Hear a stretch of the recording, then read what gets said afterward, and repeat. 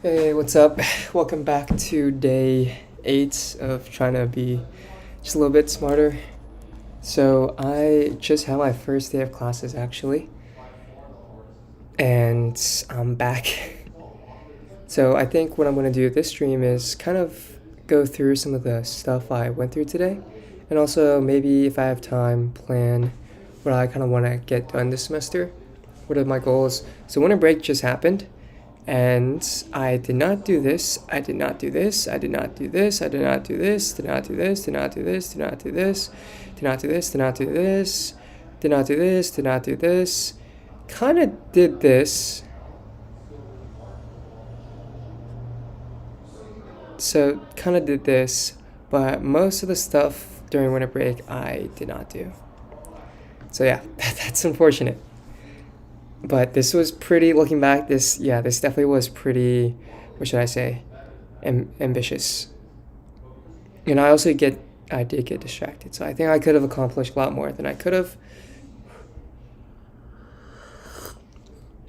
And I definitely should have stayed more consistent with the physical stuff, but I didn't do that. So I think I might carry over some of that stuff towards this semester.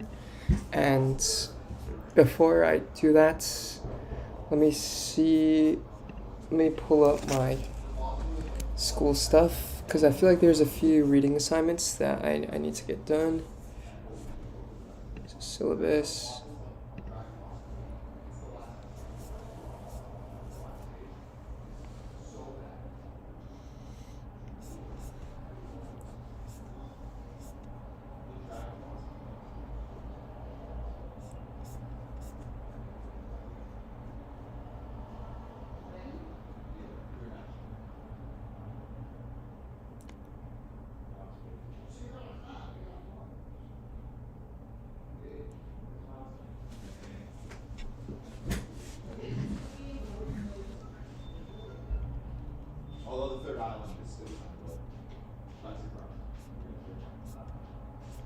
Okay, interesting. So, doesn't seem like I have a lot of stuff due in this class. Brody Kane Marcus. Okay. And then so financial statements, portfolio management, institutional asset management, and then also CMSC.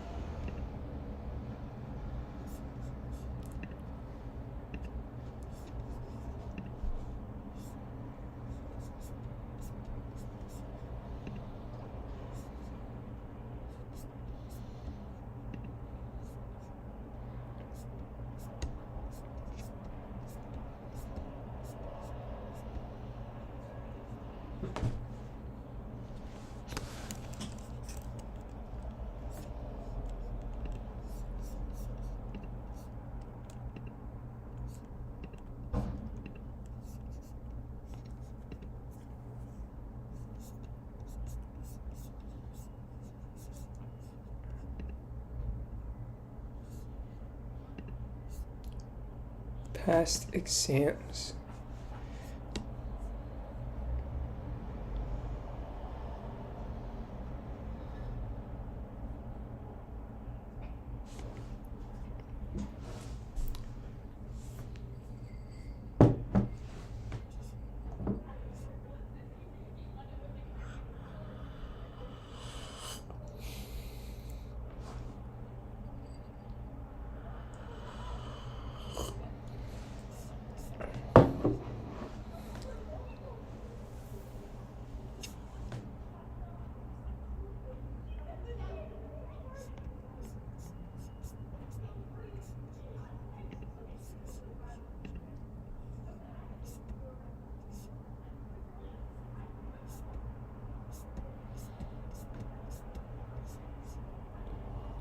Okay. Economists.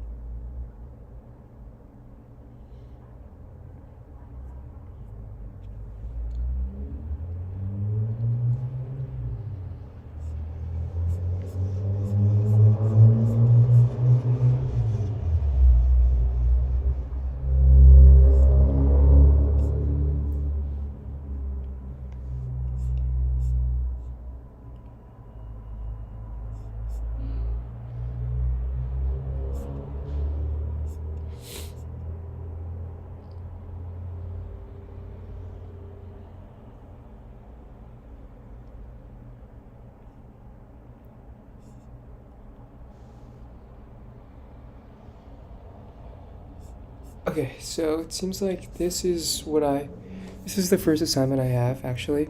It's just reading through some of these, it seems like articles and then slides, and then also papers.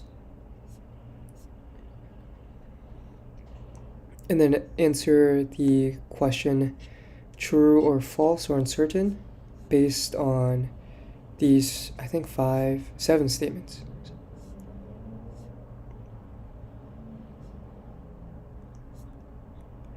Okay, so might be interesting to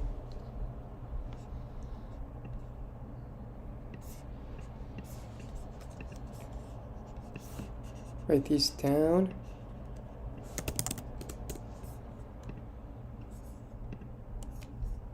Just create a doc. So, Bluefin 726, write up week 1A.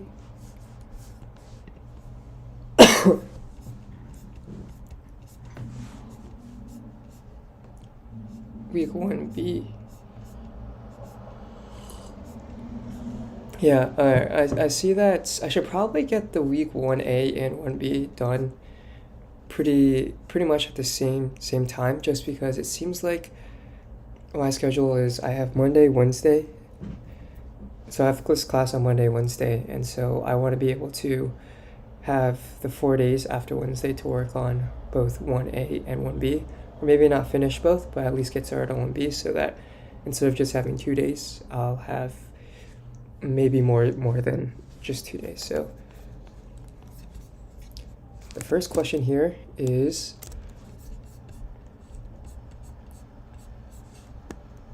there is a straightforward way to map the concepts of mean and variance, including covariance, into what the economist calls alpha and beta. So I think this is just based off existing knowledge. I think maybe this kind of could be true. So when I'm thinking of alpha and beta, I'm thinking alpha as the excess return of some type of assets when compared to a market portfolio, and beta I think of as the exposure of the returns of an asset to the market portfolio or market risk. And maybe these things kind of do have a straightforward mapping to the concepts of mean and variance, because when we think of alpha, what we're really thinking about alpha as the excess return on top of the expected return, which we can think of as the mean of the returns for an asset. And when we're thinking about beta, what we're thinking about could be the correlation or the covariance of an asset in relation to the market returns. And so that kind of has this direct mapping towards the idea of variance, and especially covariance, which it just measures the relationship between two different variables or two different random variables. Okay, so I'm going to say true. Alpha can be thought as the top of the mean.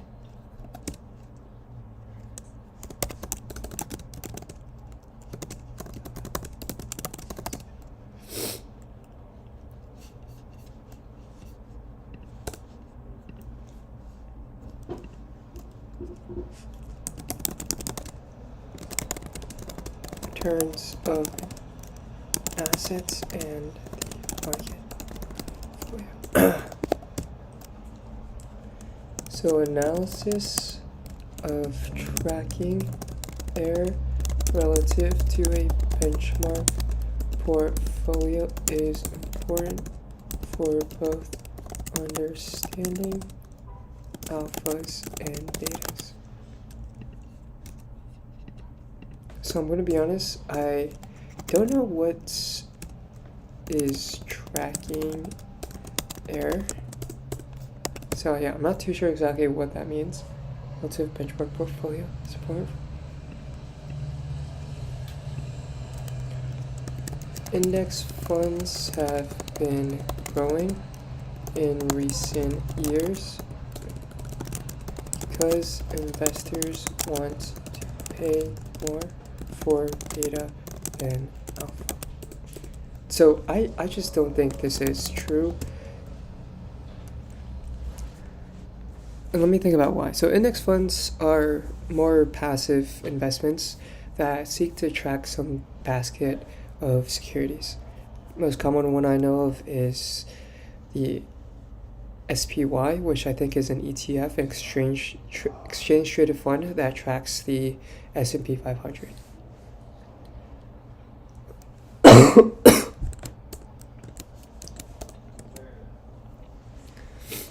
And so what I'm thinking here is that investors want to reduce the amount of fees on top of traditional asset managers that they charge for active asset managers. So that can be the asset management fee, so assets under management, and also maybe a performance fee. In this case, this statement is saying something about paying more for beta than alpha. And I think what that's trying to say is that investors are willing to take more risk and to pay a higher price for risk compared to paying a higher price for getting an excess return on the market, which I feel like is counterintuitive because I really do not care about, okay, I do care, but I wouldn't be willing to pay more for a higher beta. I think that what I'd be willing to pay for is a higher alpha, meaning that considering the risk constant, so limiting our standard deviation returns, or maybe another way of calculating risk, but simultaneously increasing our excess return without that fluctuation in our existing returns. That is something that I think investors will be willing to pay for. False. Index funds have been growing for recent years because they have very low fees and track a baskets of securities.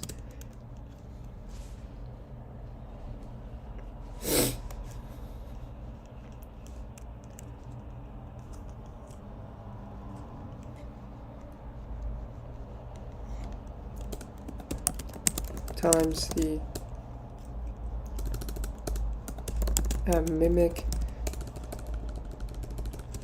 mimic a market portfolio or a subsection of the market portfolio. So I think what I mean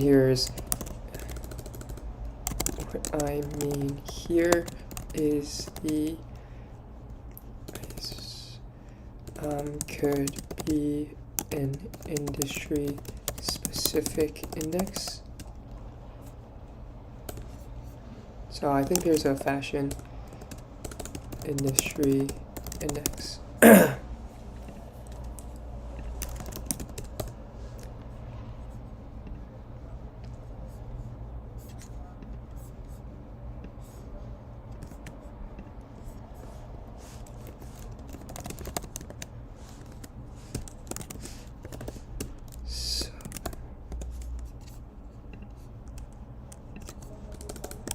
Apparel retail sub-industry.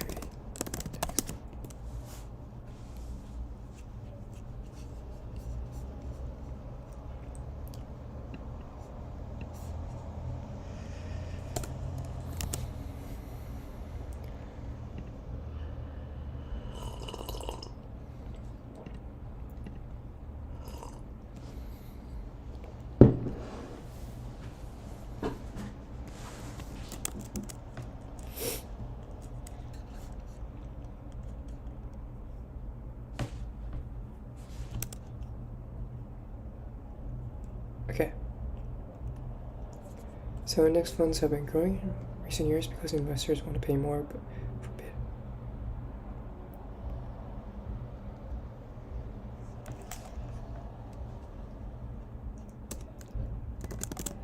Results in a beta that is very close to 1.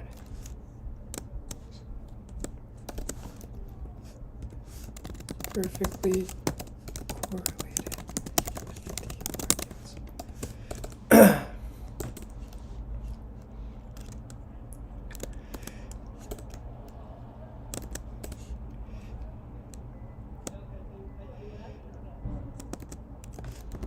Intuitively, I think investors want to limit the cost/fees associated with investing as much as possible.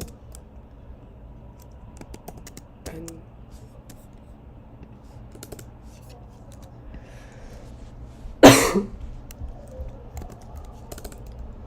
index funds provide them the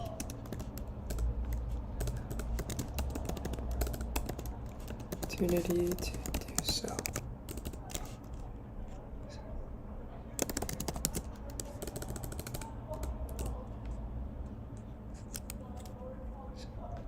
The idea of paying more for beta than alpha seems contradictory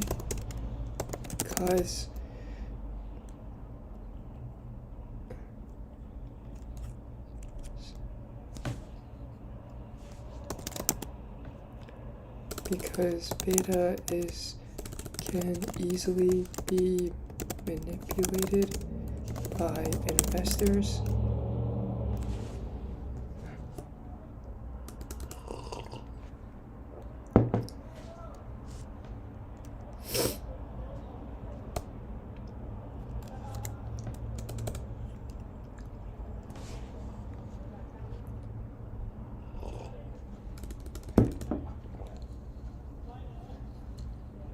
Because beta scales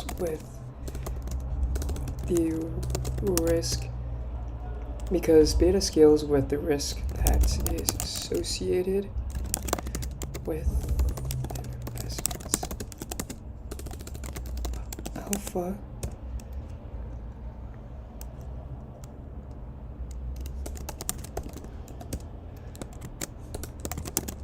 mean by this is that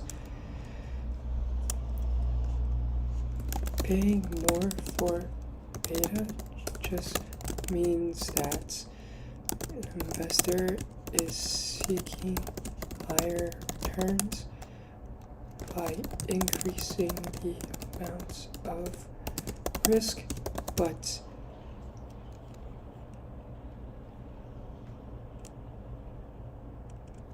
paying more for alpha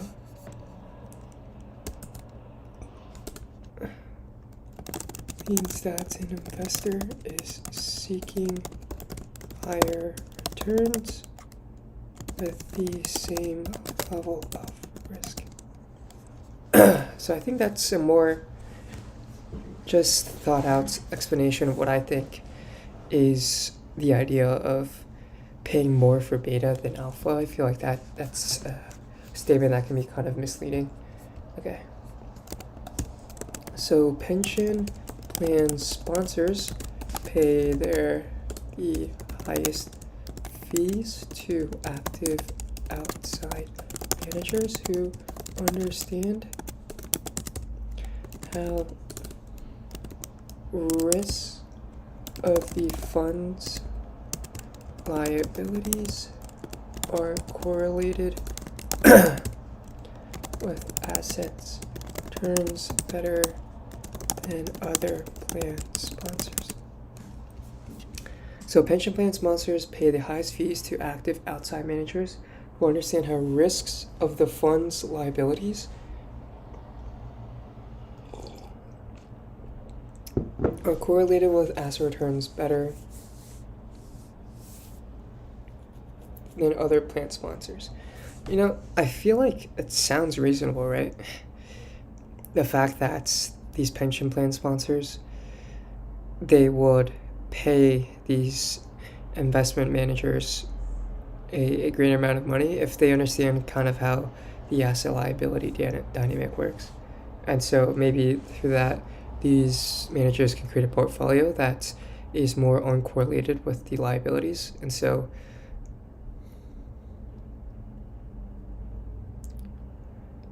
or maybe positively correlated with the liabilities.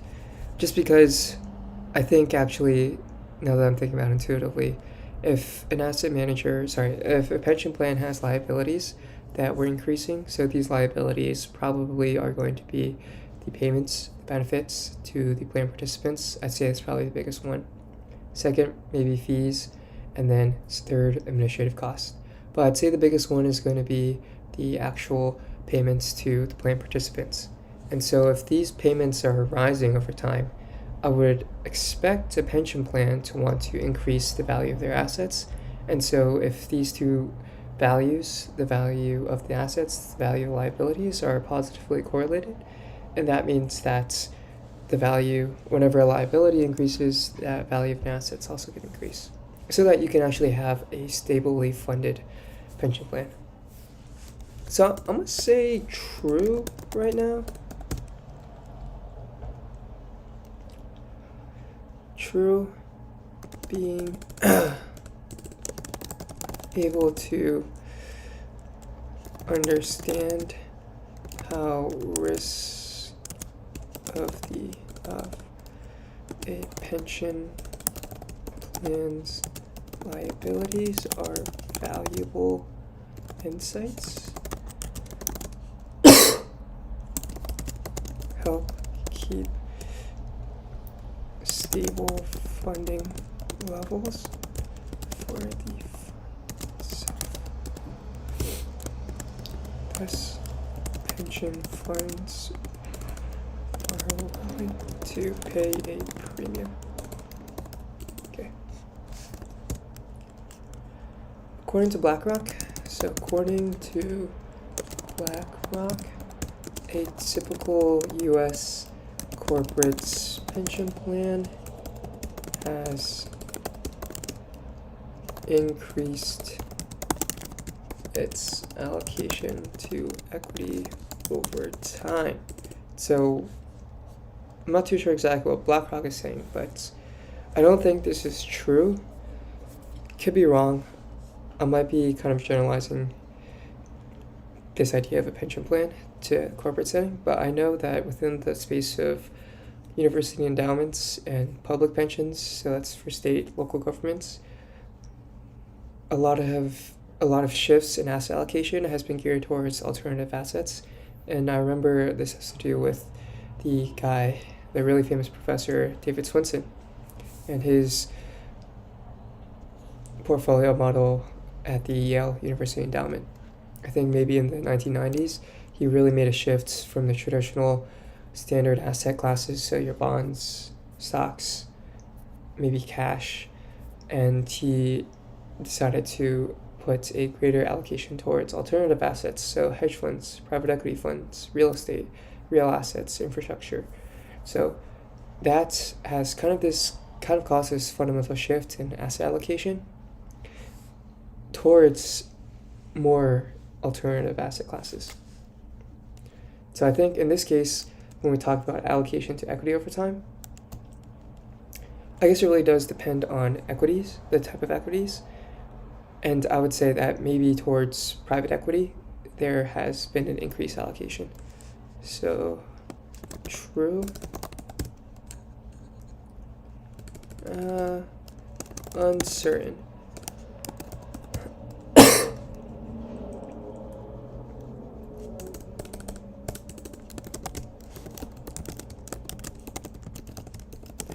Has made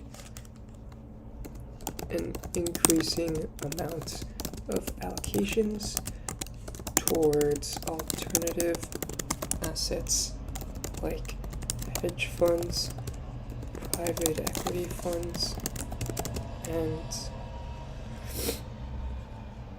think, what was the other one? Infrastructure, maybe? Infrastructure / real assets.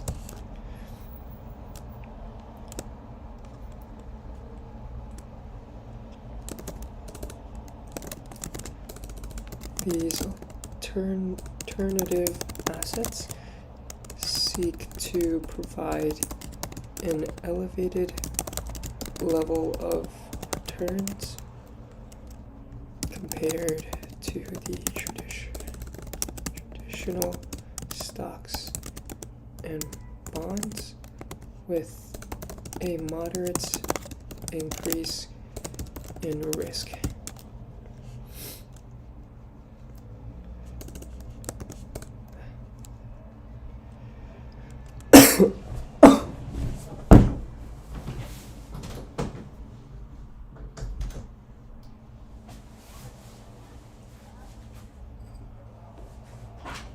Let me get some water.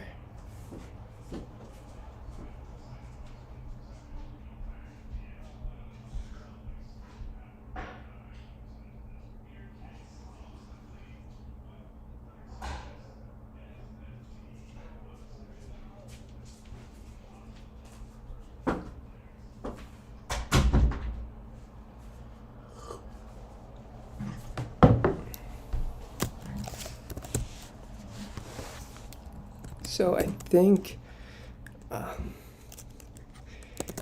reason why I'm uncertain is because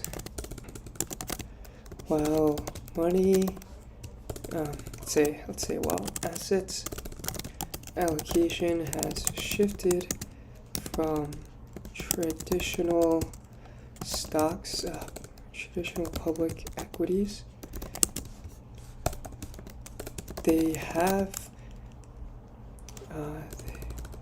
are still invested in equities, but within the private sector.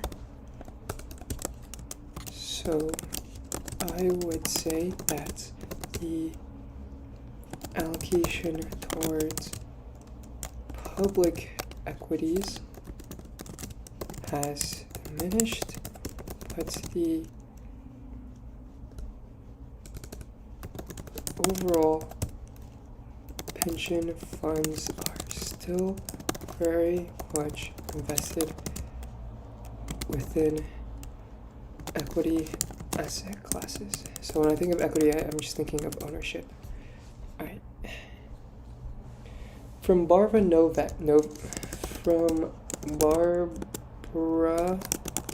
Novik's slides, it is possible to infer several key ingredients in BlackRock's business model. And so 7, based on comparing the reports of asset management in Europe, an overview of the asset management industry for the year 2021 with earlier years, it is clear that the issues with which the IFAMA thinks are important have been changing over time.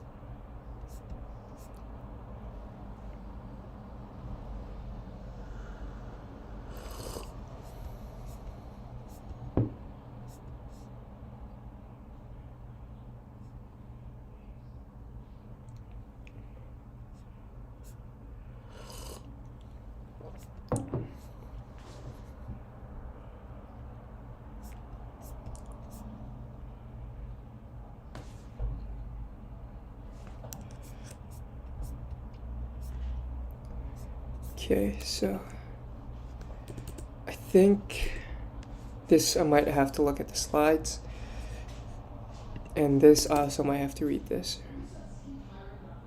because I have no idea what the EFMA.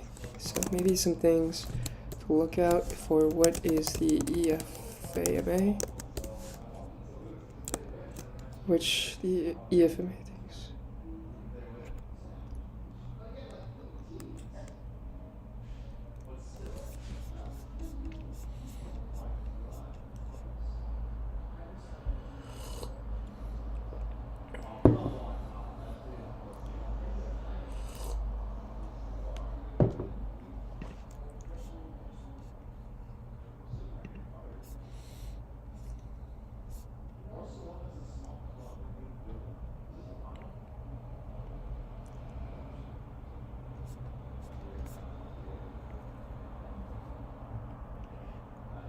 Okay.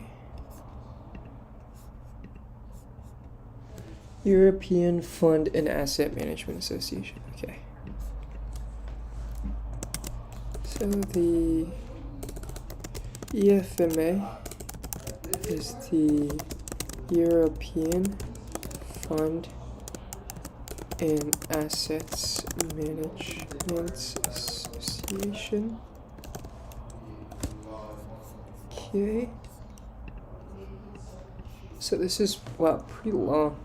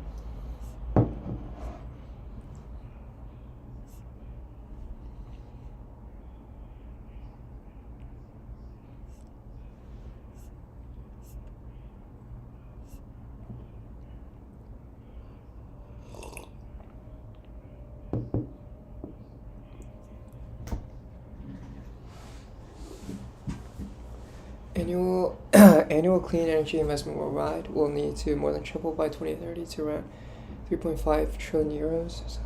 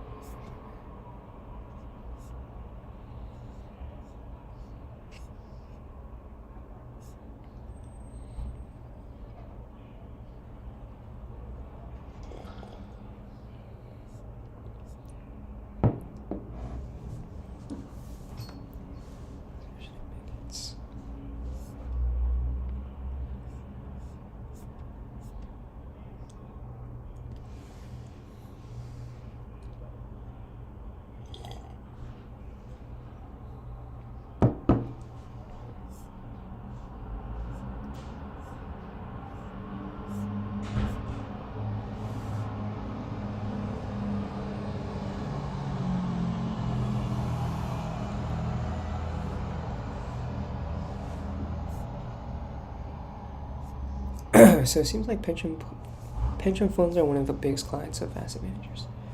Okay.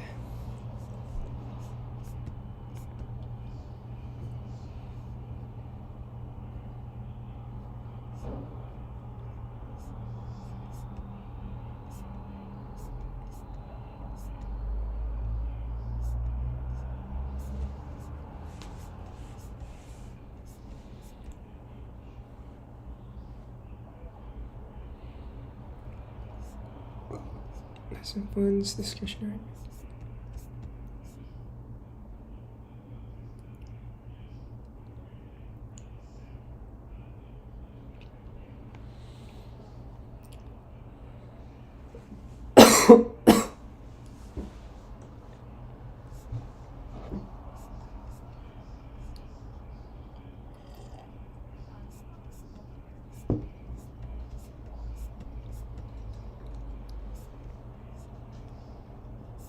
Okay, interesting. Generative AI in the asset management industry. All right, let's take a look.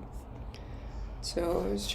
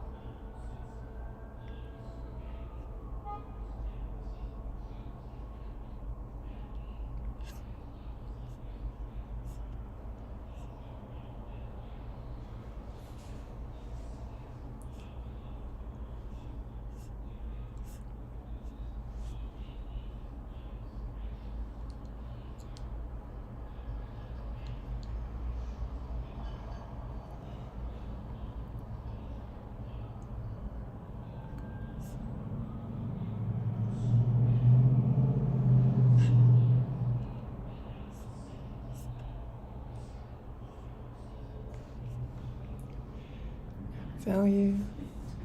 So let's start from panoramas and estimate. So McKinsey is estimating that the idea of incorporating generative AI, which they claim generative AI is just the ability or the programs that are able to create new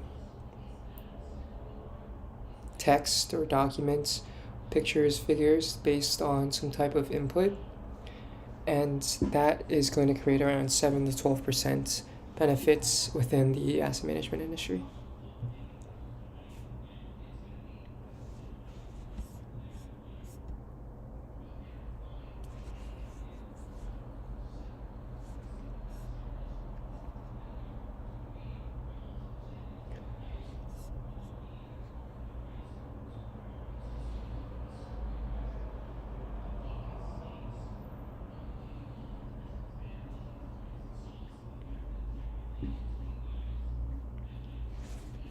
So investment management, improve insight generation, trade distribution.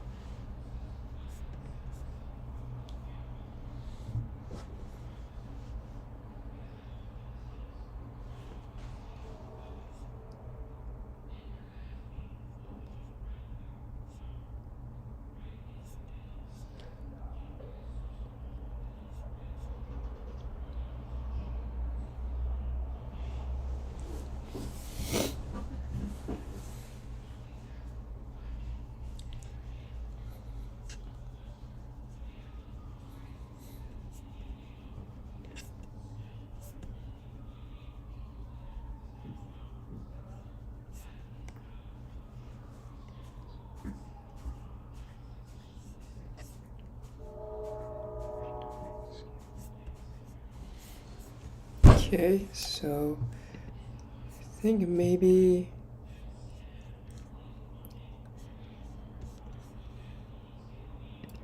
we could create a new deck, call this UFN 76,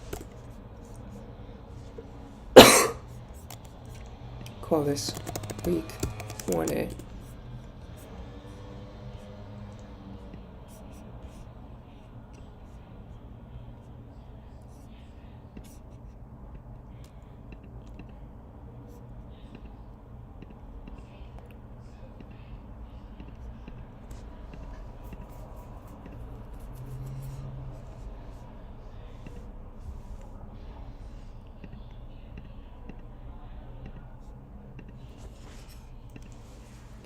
Okay, so I'm going to add, so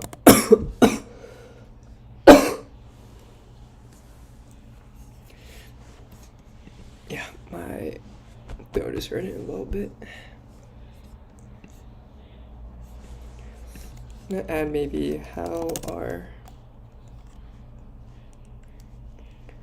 companies, management firms utilizing generative AI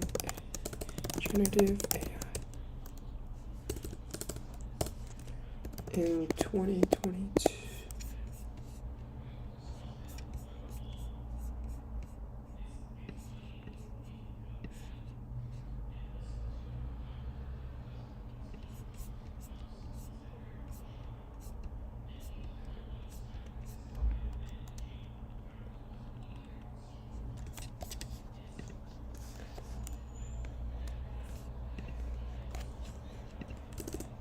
This is the European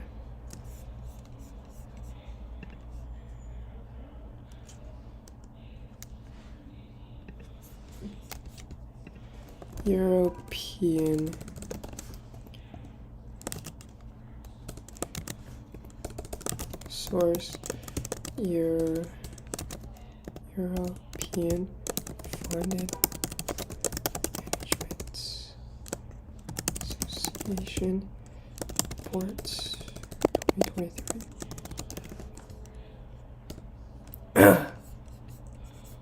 So I think specifically this is generative AI and McKinsey.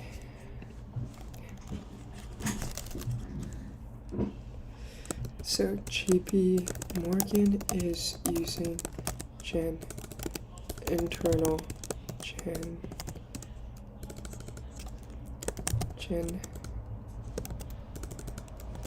I'll call it GAI. Tools to build bespoke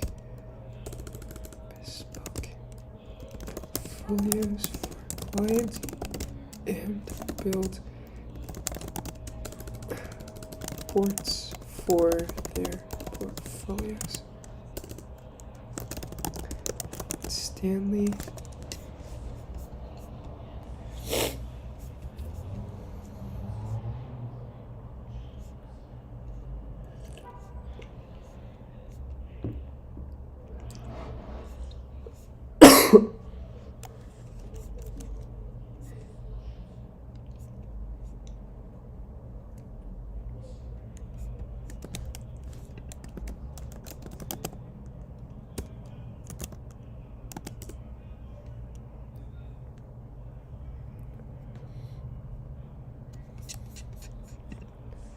uses GAI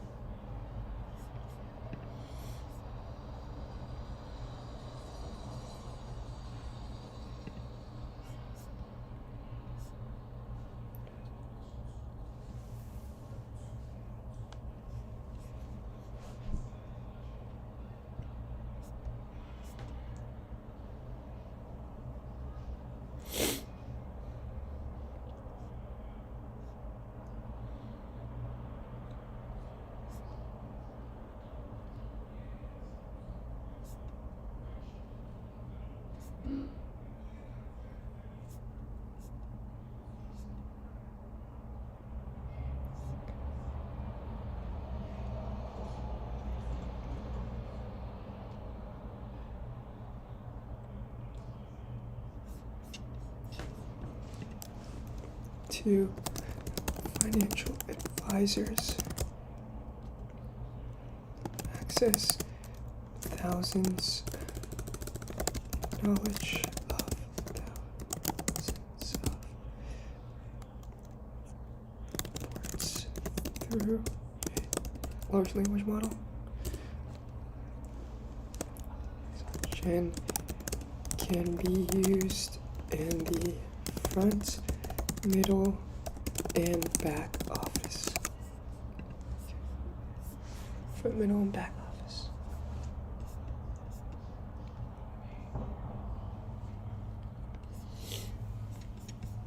Okay.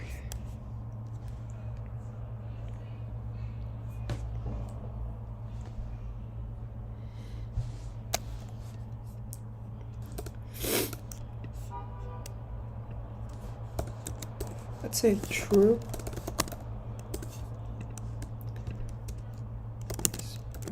It's pretty clear what the different trends and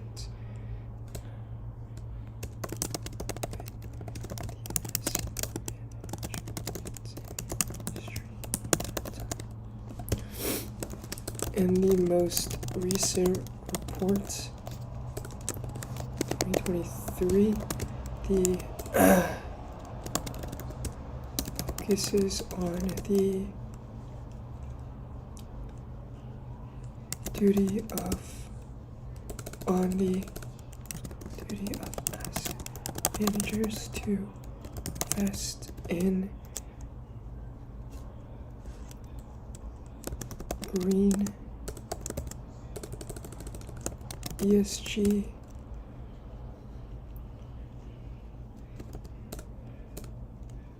assets to promote a sustainable environment,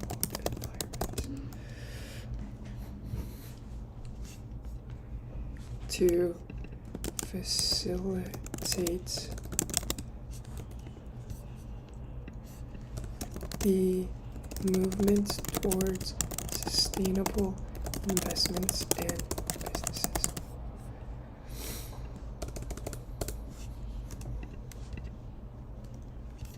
Sustainable businesses. Yeah, they're big. Wait, let me see. It's 6:15. I might need to leave soon. Yeah.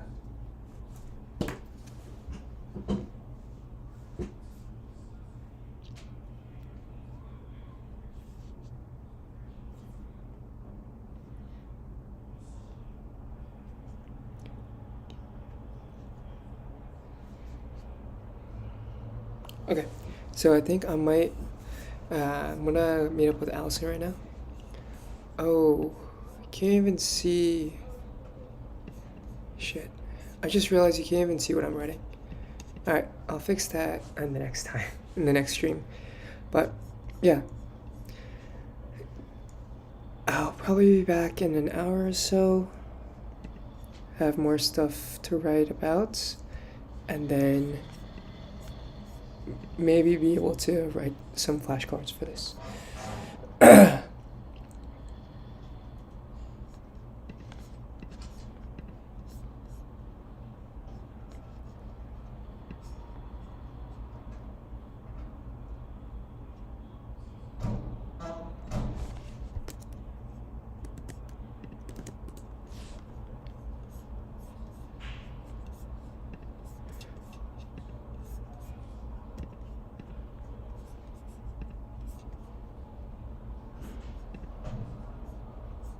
Readings.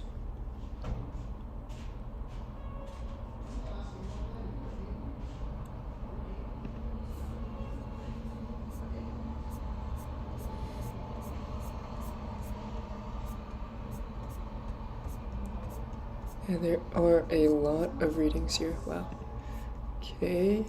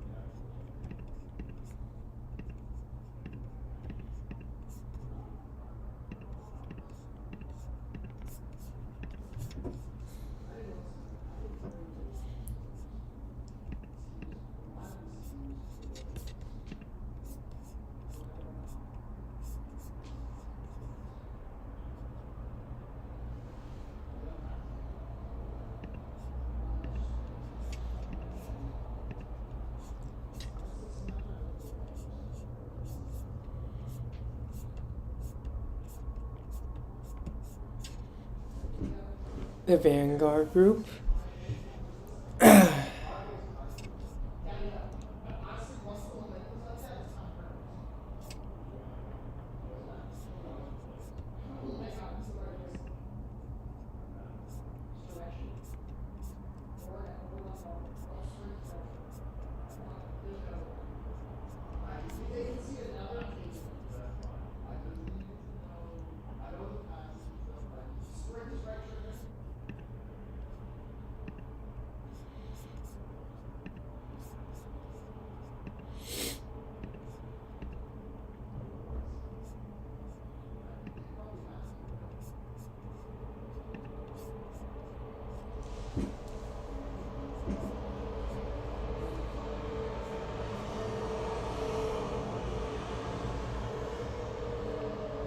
Target dates.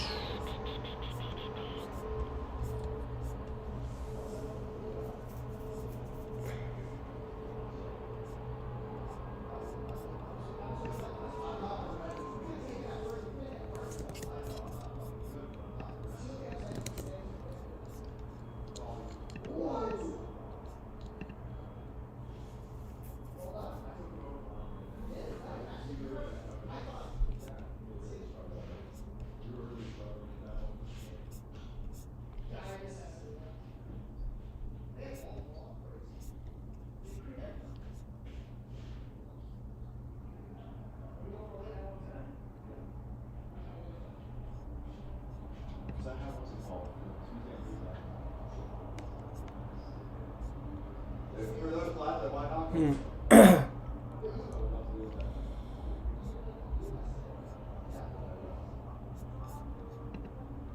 Bedtime reads.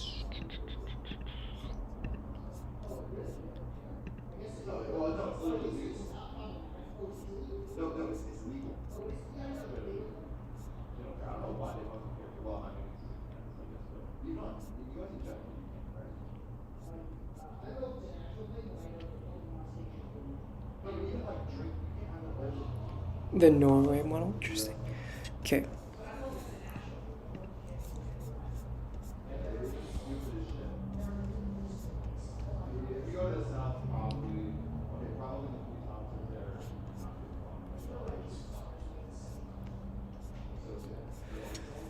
Okay, so these are some things to think about. I think I probably need to go soon. Let me see. Okay, yeah. Allison's leaving now. I'm gonna go meet up with her. Just gonna stop this and then deposit my check and then leave. Alright, I'll see ya